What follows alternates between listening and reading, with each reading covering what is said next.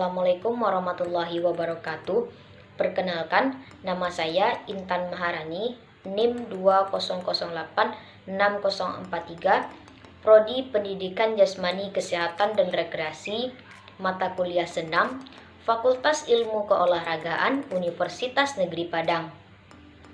Dalam video ini, saya akan menjelaskan presentasi saya tentang minggu keempat materi kondisi fisik. Yang pertama, pengertian kondisi fisik. Kondisi fisik ialah unsur yang penting dan menjadi dasar dalam mengembangkan teknik, taktik, maupun strategi dalam bermain sepak bola. Menurut Muhammad Sajuto, kondisi fisik adalah salah satu persyaratan yang sangat diperlukan dalam usaha peningkatan prestasi seseorang, atlet, bahkan sebagai landasan titik tolak suatu awalan olahraga prestasi. Menurut Sugianto, kemampuan fisik ialah kemampuan yang memfungsikan organ-organ tubuh dalam melakukan aktivitas fisik.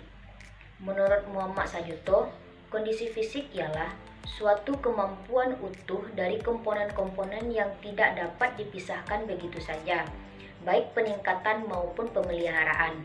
Artinya, bahwa di dalam usaha peningkatan kondisi fisik, maka seluruh komponen tersebut harus berkembang. Kondisi fisik yang baik mempunyai beberapa keuntungan. Yang pertama, mampu dan mudah mempelajari keterampilan yang relatif sulit. Yang kedua, tidak mudah lelah saat mengikuti latihan atau pertandingan. Yang ketiga, program latihan diselesaikan tanpa banyak kendala serta dapat menyelesaikan latihan berat. Kondisi fisik sangat diperlukan oleh seorang atlet, karena tanpa didukung oleh kondisi fisik prima, maka pencapaian prestasi puncak akan mengalami banyak kendala dan mustahil dapat berprestasi tinggi. Kondisi fisik khusus.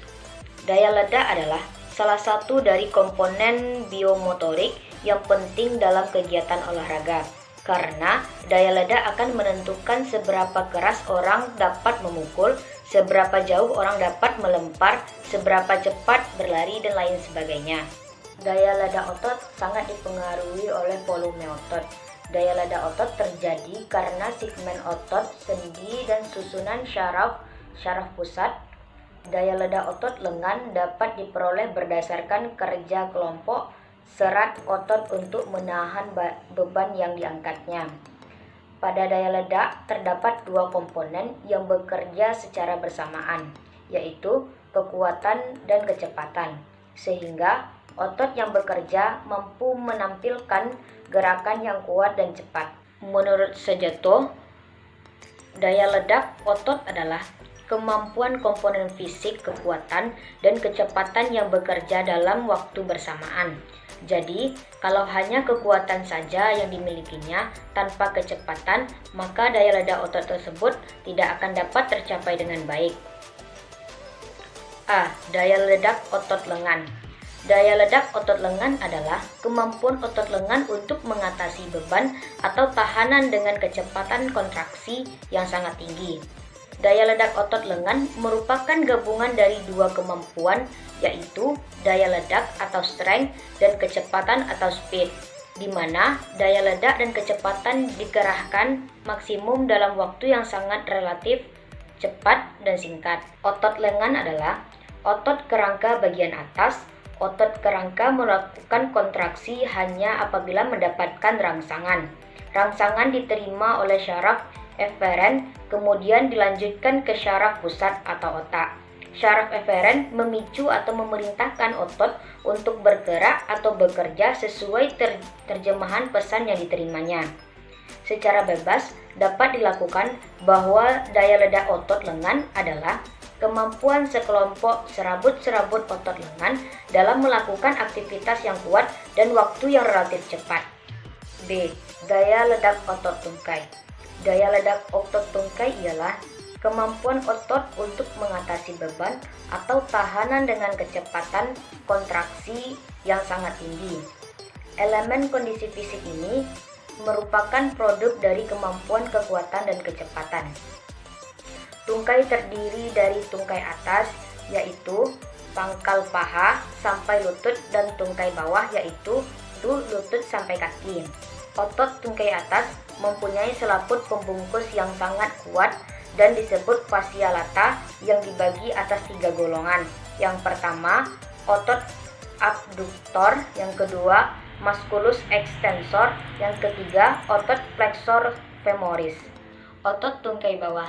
Yang pertama, otot tulang kering. Fungsinya mengangkat pinggir kaki ke sebelah tengah dan membengkokkan kaki. Yang kedua, musculus extensor talangus longus. Fungsinya meluruskan jari telunjuk, jari tengah, jari manis, dan jari kelingking kaki. Yang ketiga, otot kedang jempol.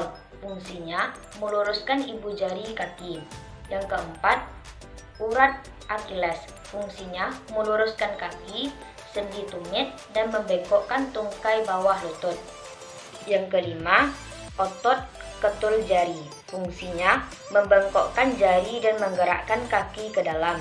Yang keenam, otot ketul empul kaki. Fungsinya membengkokkan empu kaki. Yang ketujuh, otot tulang betis belakang. Fungsinya dapat membengkokkan kaki di sendi, tumit, dan telapak kaki di sebelah ke dalam. Yang kedelapan, otot kedang jari. Fungsinya dapat mengangkat kaki sebelah luar.